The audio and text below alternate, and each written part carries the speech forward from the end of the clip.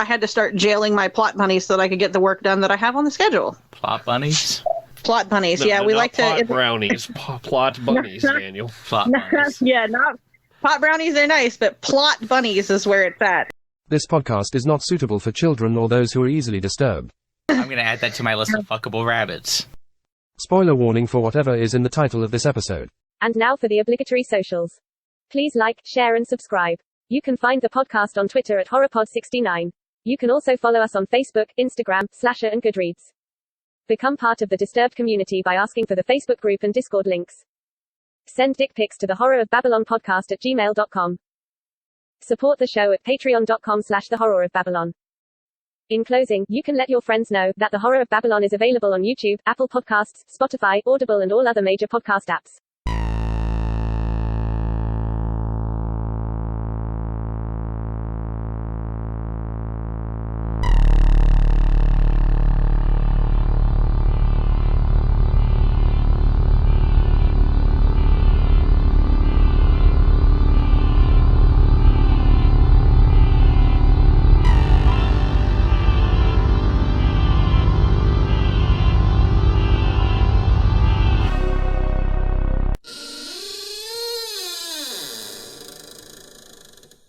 Welcome to a very special bonus episode of the Horror of Babylon, where we are doing our very first author interview with author Remy Cavilich. I am Ryan, and with me as always is Daniel. Say hi, Daniel. Hi, Daniel. And this show is brought to you by our patrons, Abigail the First, Breaker of Chains, Mother of Dragons, and Logan, the Full Metal Patron. And of course, For Horsemen Comics and Gaming, which you can visit at the Morgantown Mall in Morgantown, West Virginia, or at the mall at Robinson in Pittsburgh, Pennsylvania. But now I'm going to hand the mic over to my very good friend, my longest and oldest friend, Mr. Hef. Your most Egyptian friend. My most Egyptian friend. He and Daniel are going to take you through the first part of our interview with Remy Cavilich. Hello, Remy. Daniel, you want to go with the first question? So what is your author origin story? Ironically enough, when we were both still in high school, I actually thought that, that was what I wanted to do with my life. I'm terrible at math, I'm terrible at science, and I really liked to create things in general, whether it be drawn artwork or written word or anything of the sort, music. I was all about the liberal arts and the creative arts. Just, they tend to pull us in. When COVID hit, I actually lost my full-time job. My husband and I both lost our jobs at the same place. And I realized that I had put off any kind of dreams of my own to start a family. And when COVID hit, I had all that time where I was just sitting at home doing nothing. And I was like, well, why don't I just take this opportunity to do what I always wanted to do? I went to college for English with the intentions of being the next great J.K. Rowling or, insert famous author here. I just sat down one day and cracked open the websites and started doing some research and winged it from there. She and I have basically the same origin story. I like the idea that COVID free time saves I thought maybe she was walking down a dark alley with her favorite authors and a robber shot both of them. The Teen Titans movie probably did the best interpretation of that ridiculous. I fell out of my seat laughing. It's so good. It's so funny. I was watching that with Lily too, and I'm sitting there just being like, "Oh my god!" That was one of the times that Emma yelled at me in the theater, "Stop laughing, Dad!" I'd give anything for a recording of that. Do you do any kind of research? Each book and each topic is different. So I have two different pens, and my Remy pen is actually in the romance genre. And I mean, with alien romance, there's really not much to research, but with paranormal romance, especially when you're dealing with something that's a public figure like a cryptid, aka the MothMan, if you don't do some sort of research into the entire lore, it doesn't do it justice. Me personally, if I'm going to write about something, I want to sound like I know what I'm talking about. I don't just want to wing it. So we take the opposite approach there. Depending on what I'm writing about and how much I know about at me when he said that. The funniest incident of me researching for a book was I wanted to take the 300 and write it from Xerxes' side of the viewpoint. I know absolutely nothing about ancient Persia, and apparently the rest of the world really doesn't know much about it either. So I have a nice little folder in my bookmarks on my Safari browser where there are 200 different links to various resources that I researched over the course of the entire writing of a 60,000 word novel. which was far and above way too much work for a romance novel. But, you know, it's very easy to get carried away. But the things that you learn when you're researching are, I mean, in my opinion, they're well worth it. 300 from Xerxes' perspective. I imagine it would be like 300, but with a lot more, or actually probably a lot less sodomy, knowing Sparta. There were a lot of concubines. I mean, we're pro concubine here. Yeah. Permissive concubines. I We always want to make sure they're okay with it. I have at least 2. What about porcupines? That's, yeah. It's all about that quill. Peter! What did I tell you about being quick? I'm sorry. Thank you. You know, actually, this is kind of topical for us because we recently were like looking at some of our own views and trying to figure out like what gets us views, what doesn't, what's working for us, what's maybe not, and whether or not we should record things we like and carry on with it, or maybe if we should lean into things that maybe get more views. The question is, do you write stories that you want to write, or do you write stories that you think will sell or that your readers will enjoy, or is it a combination of those two? This is a really good question for you to have asked, considering I just did most of the research on this over the past couple of months. I'm kind of in the middle. The majority of my first stories were stories I wanted to write. And then I started to realize that if I wanted to ever be able to support myself on this new career of mine, I had to write things that were going to make money as well. A lot of people will just find the niche that they want to write in and they go with it. And if you make money, you make money. You don't. But I have started to do a lot more in-depth research on what is selling in the market, from everything to tropes, triggers that people put in their books to the way their covers are styled. And I've tried to implement those in a way that it still makes me happy to look at the finished product, but it's also going to make the readers happy. So it's a really thin tightrope that I walk, but I'm walking it now in the hopes that someday my paychecks will be bigger than my husband's paychecks, and I'll be able to put... It's not the first time I've earned more than my husband, but damn it, it's certainly not going to be the last either. Let's make it sustainable. Yes, exactly. I like it. What is your favorite book by an author in a genre you don't write? So, like, what's a genre you really enjoy reading, but not necessarily writing? Asking me to pick a favorite book is like asking me to tell my kids which one of them is the favorite. I'm sure I have one. Speaking out in plain words, which one is my favorite is really hard too. But one of the genres I don't write in currently, thriller horror. And I would have to say that, by and large, my favorite book in that genre would have to be Stephen King's Dreamcatcher, which was one of the original books that encouraged me to become an author. I could read that one all day, every day, over and over, and still not tire of it. Let's do a gentleman's clap for that particular one. I like this. The golf clap. The golf clap. I do like golf clap. I like gentleman's clap better because it sounds just a bit sexual. Well, I think the clap is the sexual part, not the gentleman. Yeah, but I'm a sophisticated STD, Ryan. All right. Okay. So, what is a favorite book by an author of a genre you do write? Let's do a throwback here. I write paranormal and sci-fi romance, but I would have to say my favorite book in a genre that I do write is Anne McCaffrey's The Rowan.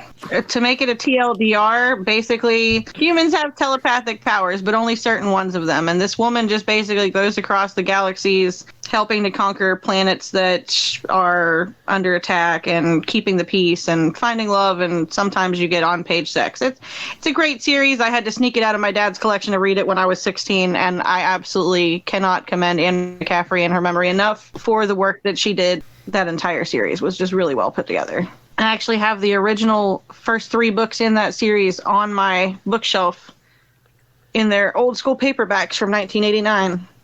They just don't make them like they used to, boys. When you're writing a book, do you find that like writing energizes you, or do you find it like exhausting? It varies. Some words come easier than others. Some of them really mentally tax you. If I'm writing about something that I have personal experience in that may or may not be, pretty traumatic, sometimes it can be exhausting to get those words on the page, and it's just a relief to have them done. And then there are other times where you're writing certain scenes and it feels like you're flying through them and you're having a grand old time. And when you get, you want to get up and dance around the room because you're just so pumped. Are you a person that kind of waits for inspiration, or are you kind of I just start typing and eventually it unfolds? Well, see, when you say wait for inspiration, that would require my brain to stop coming up with new plot bunnies. And when I tell you that I have a safe with sticky notes stuck all up inside of it of just random plot ideas for books that I don't have enough time to write, and it's not an exaggeration, I had to start jailing my plot bunnies so that I could get the work done that I have on the schedule. Plot bunnies? Plot bunnies, yeah. No, We not like plot to... brownies, plot bunnies, Daniel. Plot bunnies. Yeah, not... Pot brownies are nice, but plot bunnies is where it's at. And I'm going to add that to my list of fuckable rabbits. Plot bunnies. As in, you can, like, reap and sow them? Is that what you're trying to push here? Yeah, sure. Oh, Daniel, planting the seeds we don't want to know about. we like to joke that if you leave plot bunnies together for too long, they multiply like rabbits. So I think that might be where the terminology comes That's from. where your sexual fixation comes from. It's where one of them. The other ones come from Bram Stoker's Dracula. He established that. Oh yeah, the baboon fucking her on the yeah, I remember that. You're welcome. Yep, and there it is for the next 24 hours. Speaking of baboons fucking women in Coppola films, what are some common traps for aspiring writers? Well, when you say traps, what do you mean? So I think what, like, he's talking like kind of blocks. Like, do you like have anything for like? Do you have like writer's block? Do you have things that maybe you start like getting into a plot line and then all of a sudden the plot line doesn't Do you write make yourself sense? into a corner? How do you Yeah. avoid stuff like that? How do you avoid it? Well, I mean, if you get the answer to that, you let me know, because I still have incidences where I will get to the end of a book and be like, oh shit, I literally just left this one character hanging out in the middle of nowhere with no resolution, and then I have to go all the way back and fix it again. Some people outline to make sure they follow a set line for their stories and that they're linear and that everything makes sense. I'm not one of those writers. Yeah, I'm not one of those writers. If I plan it, see, I'm ADHD, so if I plan it out, I already know where everything's going, and I'm instantly bored and I don't want to do it. So I like to just be a discovery writer and shut off the outside and let the characters talk to me in my head, because, that's not crazy when you're an author.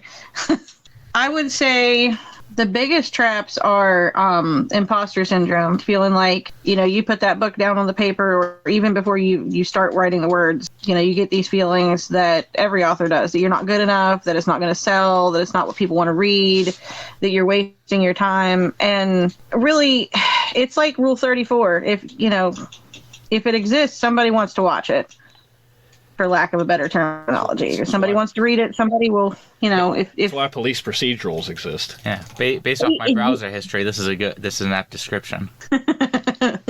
You use incognito mode, don't you? Oh, why would I do that? So the NSA doesn't look at your sex acts. The NSA can still see it if you're in incognito mode. What? Yeah. What? Yeah. No. Oh, I need to rethink my life. Listen, if you think his browser history is bad now, when you start doing research as an author, you find that if the NSA hasn't come for you already, they're not interested in it. But once you've looked up how long somebody can survive with a straw stuck in their throat, 2 it's minutes, really not, 13 seconds. It just depends on what part of the throat you hit. I remember the exact reason that you looked that up. Yeah. Since we're talking about the common traps, if you could give, for people who are looking to write, like actually become writers, what's some advice that you would offer? You got to find your people, man. Just like you got to find your readers to get your book out there to the people that want to read it. My community of fellow authors has really been clutch when it comes to things like motivating me or keeping me on task. I have a fellow author who lives in Washington who she and I will get on and do what's called body doubling, because we're both heavy ADHD and we get distracted easily. So we'll share our screens with each other on Discord so that nobody's tempted to, say, travel on to Ancestry.com and research their highly ancestral English, lineage. Just somebody to talk through plot problems with. Are you my cousin? It's possible. Listen, man, my ancestry... The only people in my ancestral tree that weren't banging other relatives were the Irish and the Scots. Wincest. The English, the Swedes, the Italians, everybody was fucking everybody. I'm convinced the Hefner clan was the reason we have Chihuahuas. Excuse me. Ask me about 1976. 1976, more like it. All right, now we're going to be moving on to paranormal romance and the like Mothman to a Flame specific questions. Why did you decide to write paranormal romance stories? Like, were you just looking at the Mothman statue one day and you were like, damn, I'd smash? Mothman was actually my second paranormal romance story. I wrote vampires before that.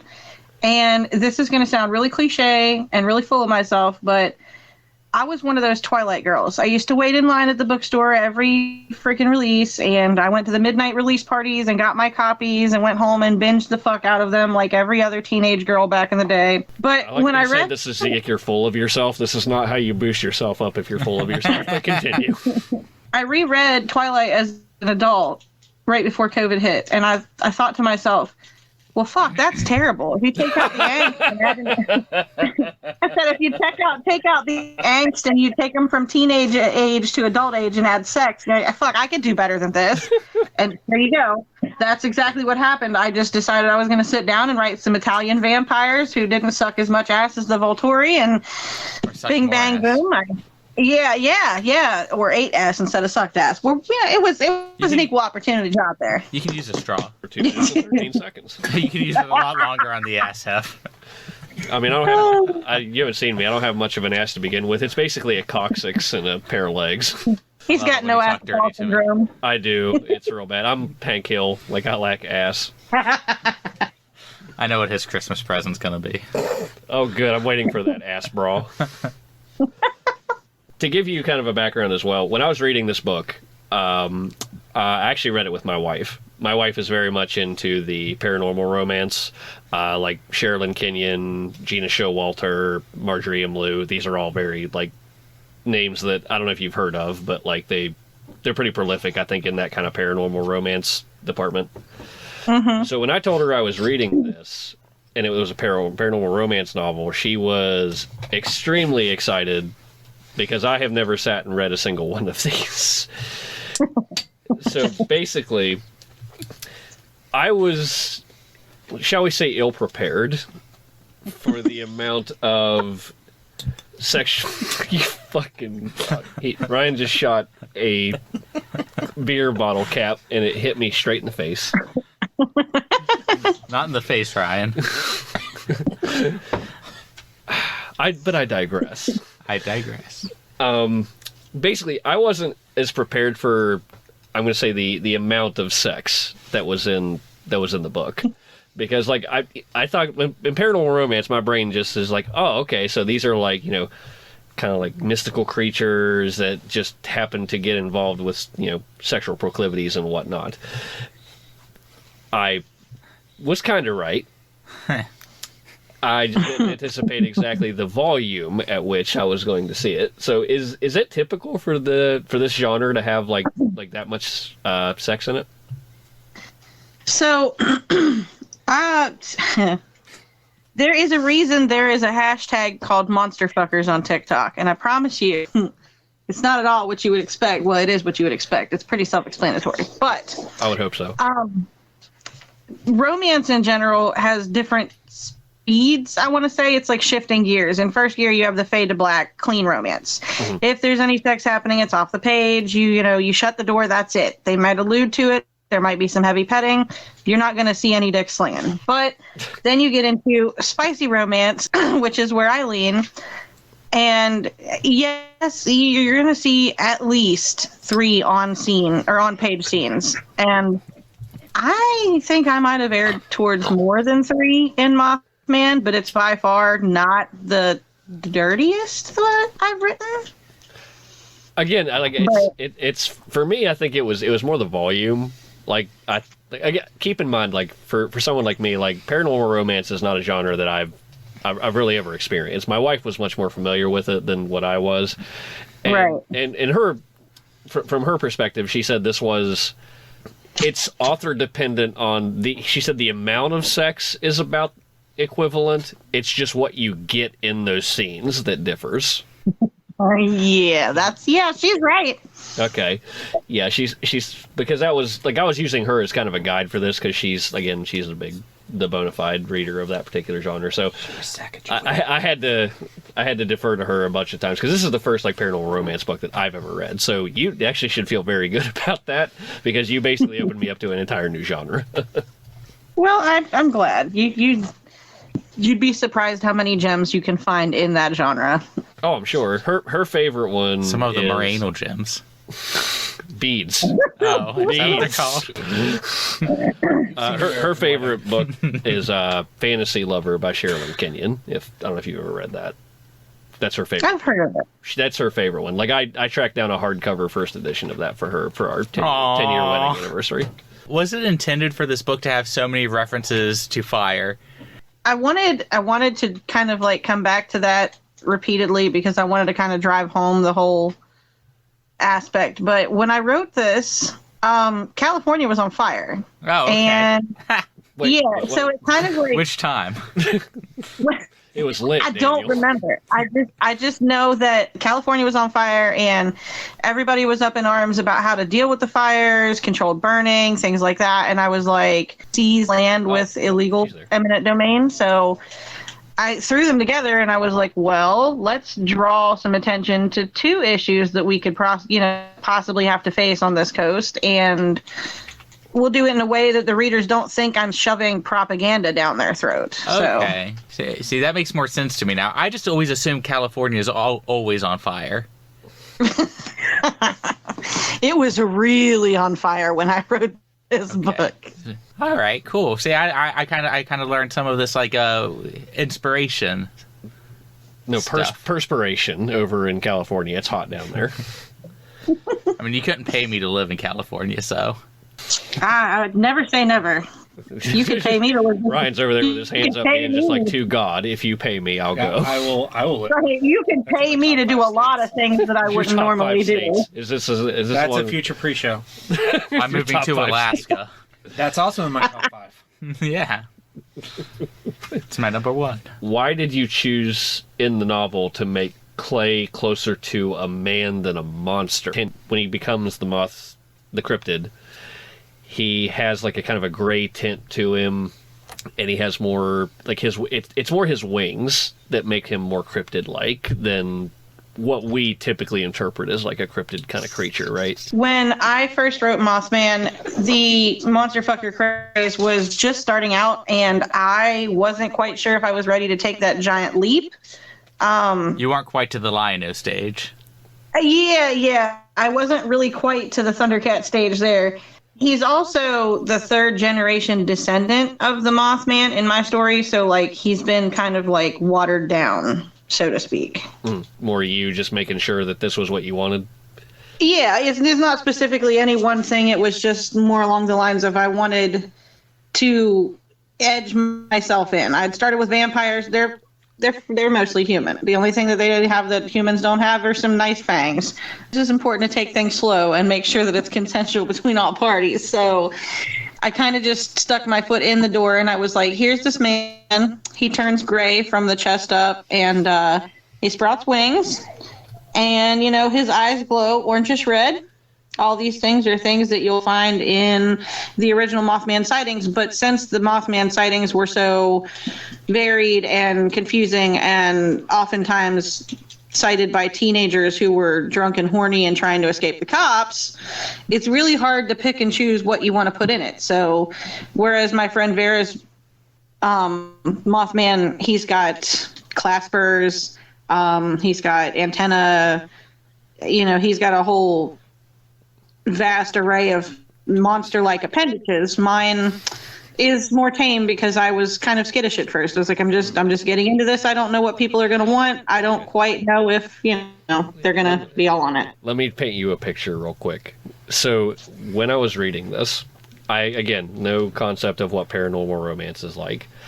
In my head, I imagined the statue of the Mothman down that statue has some cheeks. Now, while it does have a firm ass, there was a point when I was reading this book, and it was near the beginning, where I thought to myself, before I got deeper into it, I'm like, is there going to be a scene when he goes full moth, and he just basically takes her up into the air, and they're just getting air fucked in a glider over Boone County?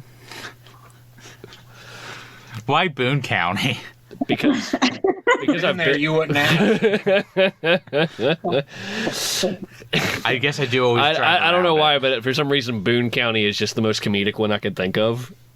And that's just, I just thought to myself, I just don't know. I just like in my head that was just like this scene is going to happen, and then we get through the book, and I'm like, it's probably better that didn't happen, but I still kind of weirdly wanted that to happen. I mean, if you really felt like you were left wanting in the air fucking department, I can direct you to book 2 of the Alien series where there is air fucking. It's good to know that I have a place I can go to. I want you to know that. He wants to join the Mile High Club, and this is the only way he's going to get to. Yeah. I don't know. It was just I just did again. It was funny because I didn't know I don't want to say the rules. But that's kind of what it was. Like, my wife was very explicit in telling me there are certain rules that you have to stick to when you're in paranormal romance. And she said for what you're talking about, she said you have to progress into the point where you make that acceptable as far as like a reader being able to comprehend it. And she said in your mind it just goes straight to that and you're an idiot. And I'm like, oh, okay. Sure. Wow. I want to party with your wife. I'm sorry, didn't mean to like go off rails there, but that was just a fun thought that I had while I was reading it. This is probably the most important question. It's a little bit of a two-parter.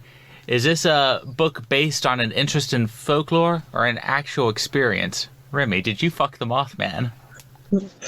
If I had fucked the Mothman, do you really think I would be writing about it or I would be on TV? I don't know. Based on the book, I don't know if you made it to TV.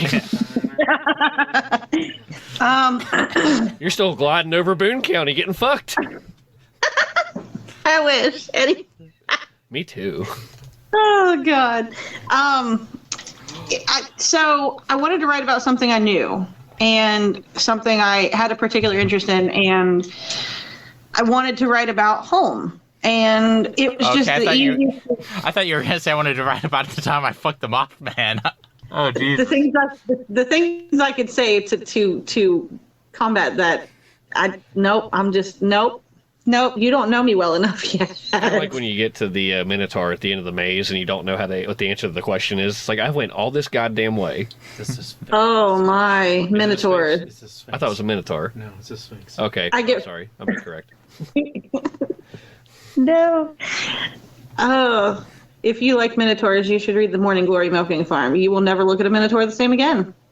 The Morning Glory Milking Farm. Yeah. Yeah. Yeah. Okay, don't you send me that. Don't you fucking send me. Get out of here. Great. It's great. Yeah. Answer Daniel's question, please. I'm having bad thoughts. Interest in folklore or actual experience? What's the inspiration? Okay, so it was a combination of both. I've lived in small towns all my life, and I wanted to write about one, and I thought, since I do paranormal, why not take, one of our local cryptids and put him into a book? And not only did I get a lot of good feedback from people who are from West Virginia, but I got a lot of people who aren't from West Virginia that were like, you guys have this cryptid and it's in West Virginia and you have a whole festival about him. So it's like the only thing we got. Salt, pepper, and rolls. Salt, pepper, and rolls. I have been on the list to go down there and sign my books during the festival for 3.5 years now. There's a list? Yeah, there's a wait list because they canceled 2 of the festivals at the beginning of COVID, and I was on the wait list then, and I'm still on the wait list now. Huh. It's a big list. It's cool, though. I mean, as far as, maybe not as far as the list thing, but we went last year, and it was, we picked, because it was like the first one we had in, 2 years, I think? Yep. And they had 30,000, 20,000 or 30,000 people there in Point Pleasant, which, have you ever been to Point Pleasant? I've been through Point Pleasant, and it doesn't seem like it can hold in 10 minutes on foot. It was there were 20,000 people shoved into this town. I wanted to kill myself. Yeah, they definitely boast about an annual 30,000 person attendee list, and it's no joke at all. It's wild. Half of those people come from other countries too, for the Mothman, of all things, for the Mothman. when we finished the book, one of the things that we discussed, it was kind of to me it was kind of shocking that it went this route.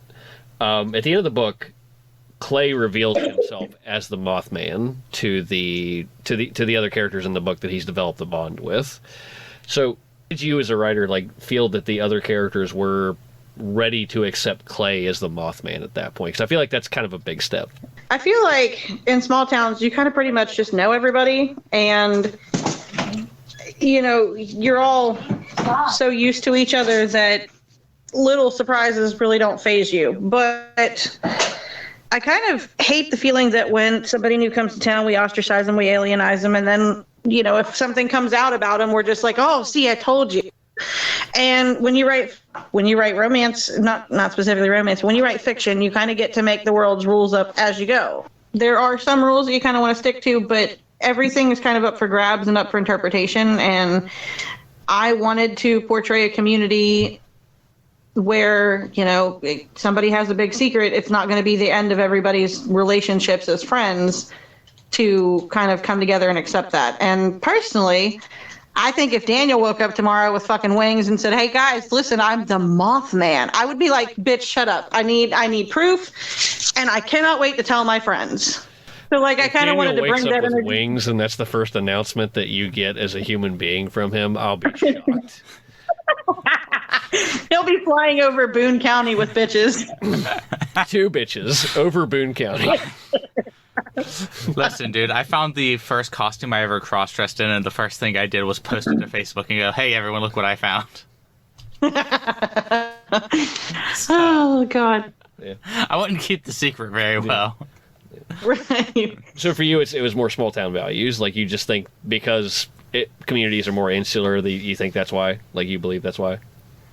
Yeah, I kind of wanted to, God, this is going to get personal. I've lived in a lot of different places for short amounts of time because my family moved around a lot. And something that I found was that when you moved around and you were the new kid in class or the new kid in the community, people look at you different. And, for the most part, you don't really have any reason to look at people different. You just do because they haven't been around for forever. So Clay kind of has this established thing where everybody calls him Cricket. He's got a nickname. People know him. He's the town librarian. You trust him with your kids. And then I give you a reason to go, oh, wait, well, I don't know, man. He's got this secret of his. But I wanted to kind of get what I didn't get when I was going around like that. I wanted acceptance. And writing in fiction, it gave me an opportunity to give somebody who didn't deserve the judgment a chance to be accepted, regardless of whether or not he had wings or fangs or 4 fucking horns coming out of his forehead. One last question here, and that's what's your favorite scene in the book? We talk about our favorite scenes a lot here, but we want to give you an opportunity as the writer to go, what was your personal favorite scene? Because we don't get to hear that from authors very often. There are quite a few good ones, and for various different reasons. But if I had to pick one, I've got the memory of a squirrel, and now I'm thinking back on what I put in this book, and I'm going, oh, my God, did you really put that? Oh, my God, did you really put that? If it helps, my favorite scene was Ingrid the boxer, because I just wasn't ready for it at all. Nobody was ready for that. As a matter of fact, I didn't know what I was going to do with her until that came out on the page, and I was like, oh, well, I guess this is where we're going now. Favorite non-sexual scene would have probably been when they're trying to rescue their friends in the fire but outside of the non-sexual references, I think my favorite scene to write in there was it would have been the first on-page raunchy scene. I think it was on page 48, actually. It was pretty early in that book. Is that the one with Roger? Yeah, where she brings out the bag of toys and he's just like, what are we doing again? Excuse me, huh?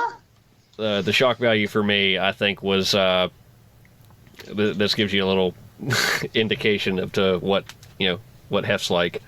I think it was one of the last scenes where she brought out the belt or apparatus on Clay to do the double tone. What, you never done that? Yeah. Well, I didn't know what was happening. Oh, okay. So I had to wait for my wife to catch up. See, the first time, when I first started reading it, I thought she was pulling out a cock extender.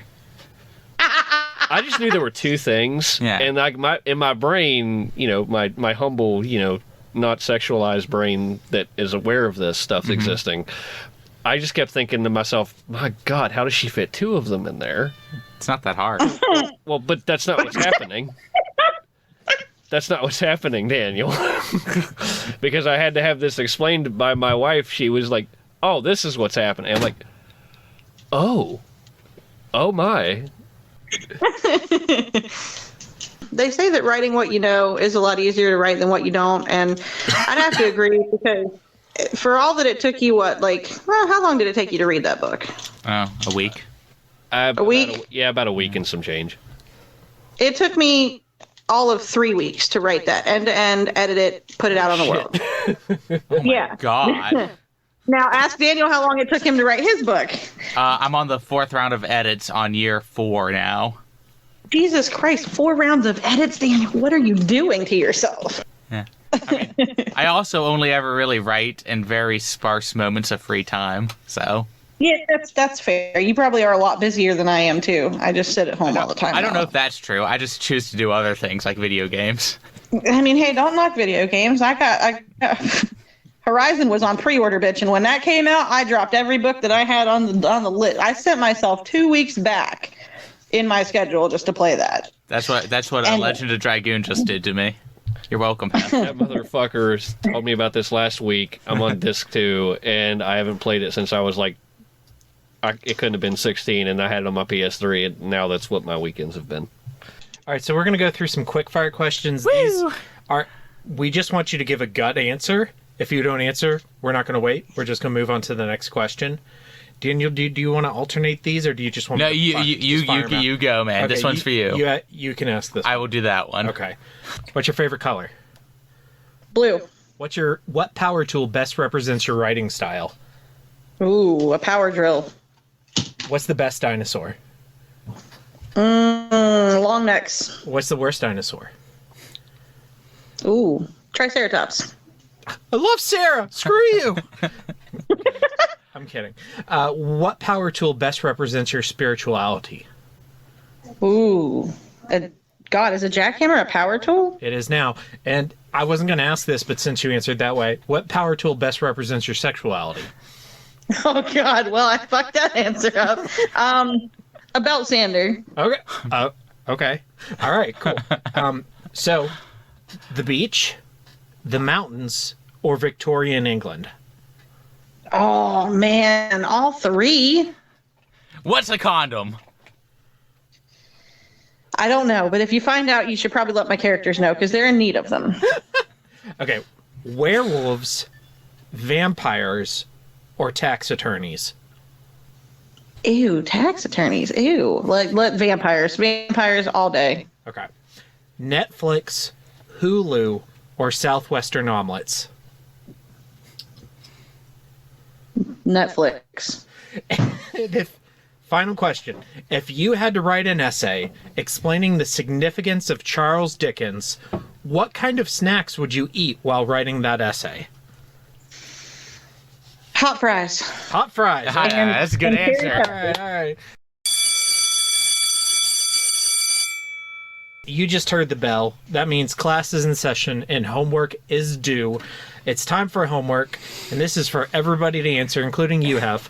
Fuck, marry, kill. The Grafton monster, the Flatwoods monster, or Bigfoot. Daniel, this is your question, so we'll let you answer first. Okay, so I'd marry Bigfoot because I feel like his notoriety probably comes with some money. Mm-hmm. Yeah. I'd fuck the Flatwoods monster because it has a little bit of shape to it. And I'd kill the Grafton monster because it doesn't really have much of a head, so what's it going to do to me? I answer the same, but for different reasons. Okay. I would marry Bigfoot because I am attracted to broken people, because I am a delusional person who thinks they can fix them. Okay. I would fuck the Flatwoods monster because if you put a little bit of lubricant on that onion head of his, Yeah. I think you could do things with that. Yeah. And then I would kill the Grafton monster because I don't know him or her or them, and I don't think if I ever had to commit a murder, it would have to be a stranger. All right. I would have to marry the Bigfoot just because it's kind of like when you're watching an 80s film and it's like one of those old romantic comedies and it's like it's just out of reach. It's the girl that's just out of reach. You can just see them in their pictures. You can just see them just so close to being out of your reach.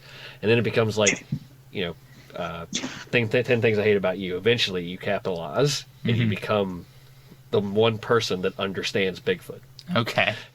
And you're the one that gets to experience them in their full glory. I would fuck the Flatwoods Monster because I saw one picture that somebody drew that looked very shapely, and I thought to myself, I do like thick.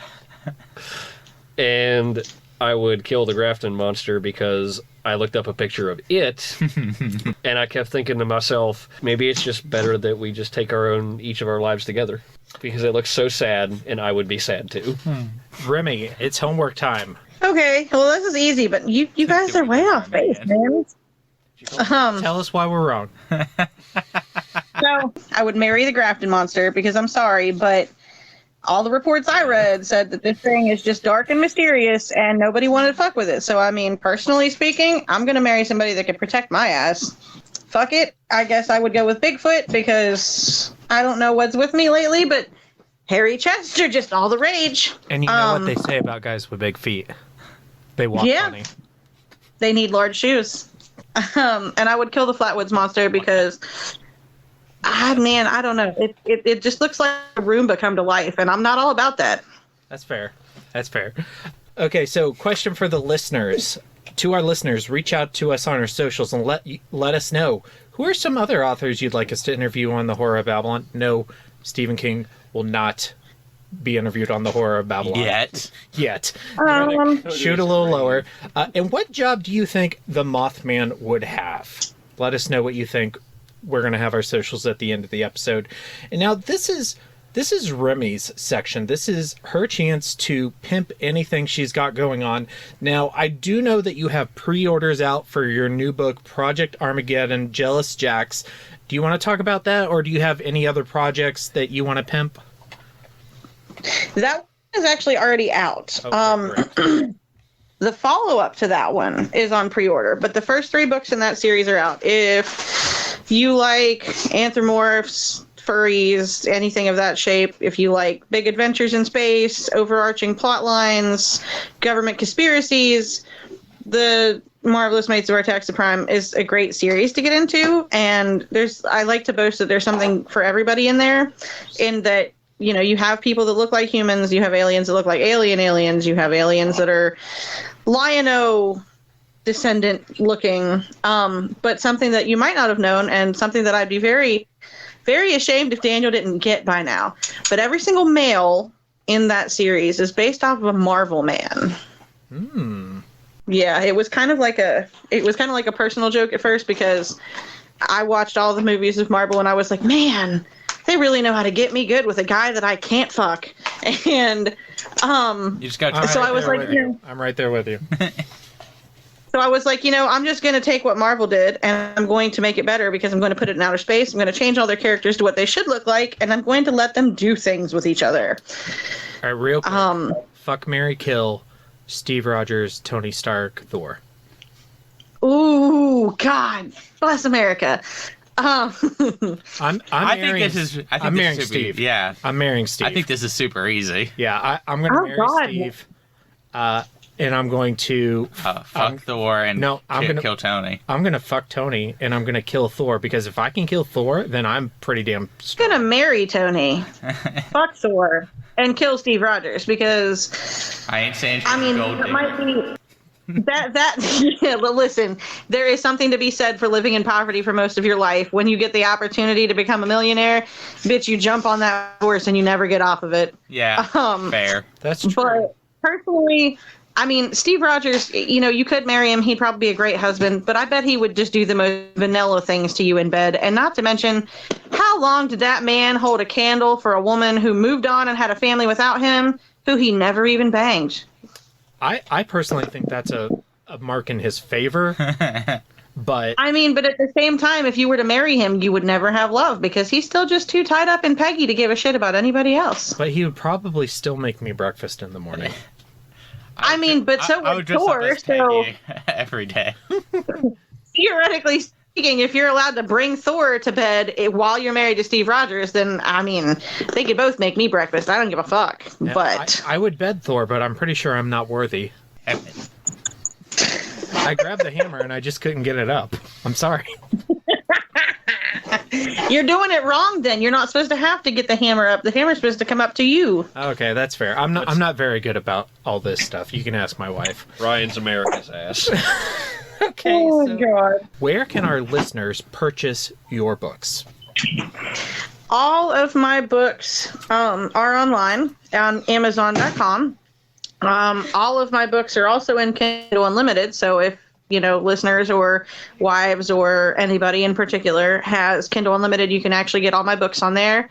I also have paperbacks, and those can be purchased on Amazon, or, you can look me up on social media, and I sell them direct too. As Daniel well knows, he's taken quite a few copies off my hands. I also, for people who might not be into, like, paranormal or alien, I do contemporary romance, but it's dark, it's mafia related, and if you thought the DVP scene was a bit intriguing and hesitant, you probably need somebody to hold your hand when you read these books. Does DVP stand for double violent penetration? Double vaginal penetration. Oh, Yeah, I was gonna say you got the wrong V there. I was close. You got the wrong V there. I find it refreshing though to realize that I'm sitting here amongst, I assume you are all nerds like myself. Yes. Yeah. That's a fair. But I find it funny that in a group of 4 nerds, somebody had to get an explanation from a woman on what was going on in a scene that is very prevalent in porn these days. Yeah, it's just not the kind of porn that Hef watches. If you hung out with me and Hef more, then it would make more sense. But and I'm not gonna poop on his laundry basket because I'm in the same boat as him. We're both sheltered children. And for me, it just has to be completely bananas for it even to work for me anymore. Yeah. Has to be like a midget wearing a banana costume with no teeth. I was a banana for Halloween last year. That's hot. Yeah. You remind me of an episode of Aqua Teen Hunger. Yeah, that's where I stole that from. It's just like, it's got to be completely bananas to get me off. Yeah. What was that about Aqua Teen Hunger Force? Yeah. Oh, God. Me Rogers wrote in here. Yeah, it's basically who I am. Oh, I love it. What I have for your socials is you can check out everything you've got going on at RemyCavilich.com. We've got your Facebook group, which is facebook.com/groups/Remy's Readers. On Instagram, you're Remy_Cav, C-A-V. And then at TikTok, I might say this wrong, so please correct me. You're at Saliva Enchantress? Yeah. I'm Saliva Enchantress on TikTok. Before we wrap up, is there anything else you want to say? Any projects you want to pimp? And just anything you want to get out there to the 12 people who listen to the Horror of Babylon? All I can say is if you're interested, sign up for the newsletters. The best shit comes in the newsletters, hands down. And, if you want to talk, a lot of us authors, myself included, the inboxes are always open. I love to hear from people. It makes me feel less like I'm talking to robots. Awesome. Absolutely awesome. Well, thank you so much for doing this interview. We're just going to wrap this episode up, and I want to let our listeners know that upcoming on the Horror of Babylon, this Sunday, our regular episode is going to be on the film adaptation from 2000 of Junji Ito's Uzumaki. Next Thursday, we're going to have a bonus episode sponsored by Four Horsemen Comics and Gaming on the 80s vampire film Near Dark, which supposedly is better than Lost Boys, but Daniel and I will let you know what we think on that episode. Our next book episode is going to be the following Sunday, April 8th, where we will be reviewing River of Teeth by Sarah Gailey. Spoiler alert, we're going to record that right after this. And then our next bonus episode will be the following Thursday, another Four Horsemen Comics episode on Violent Night. And then we will be reviewing the new film Renfield on Sunday, April 16th. And that is starring Nicholas Hoult and some guy named Nicolas Cage. And we want to say thank you to our patrons, Abigail the First, Breaker of Chains, Mother of Dragons, and Logan, the Full Metal Patron. And a special thank you to Four Horsemen Comics and Gaming. You can visit them at the that mall, the Morgantown Mall in Morgantown, West Virginia, or at the Mall at Robinson in Pittsburgh, Pennsylvania, and say hello to the lead pervert, Ronald III, Grampus of Christmas, and a most special thank you to Remy for joining us here tonight. We have really enjoyed this time with you. Thank you so much for coming on the show. Yeah, it was very awesome. Thank you very much. Thank you guys for having me. I had a blast. Say thank you, Hef. Sorry. I keep forgetting. I know I have a headset on. I can't hear. Hi, Remy. I'm so sorry. Wonderful to talk to you. Thanks so much for doing this. That was wonderful. Thank you, Hef. You too, Hef. And She now loves you. we are going to end with our customary sign-off. And if you wouldn't mind saying this as well, but we always tell our listeners to stay scary. Stay scary, everybody. Stay scary, folks. Stay scary. And now for the obligatory socials. Please like, share, and subscribe. Follow Daniel at DStarSick on Twitter. Follow Ryan at Darth Damio on the Bluebird app. You can find the podcast on Twitter at HorrorPod69. You can also follow us on Facebook, Instagram, Slasher, and Goodreads. Become part of the Disturbed community by asking for the Facebook group and Discord links. Send dick pics to the Horror of Babylon podcast at gmail.com. Support the show at patreon.com/the Horror of Babylon. In closing, you can let your friends know that The Horror of Babylon is available on YouTube, Apple Podcasts, Spotify, Audible, and all other major podcast apps. Stay scary.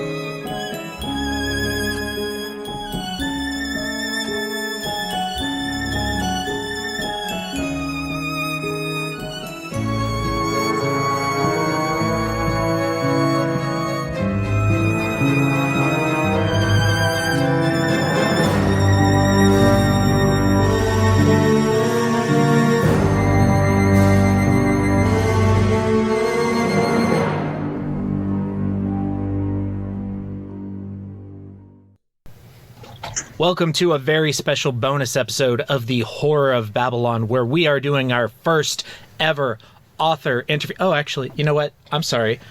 Can you tell me how to pronounce your last name? Cavilich. Cavilich. I was saying it right. Okay, I had it right. I didn't want to assume though. Okay, great. I was saying Cowlick. No, you weren't. Okay, now you're gonna make me say Cowlick. Okay. If you go on a rant about how Kanye West is the future of America, I might cut that out. But other than that, just don't worry about it. Say whatever you want. Don't lie to her. You won't cut it out. You'll just bleep it. I mean, I'll bleep it and make it sound funny, yeah. But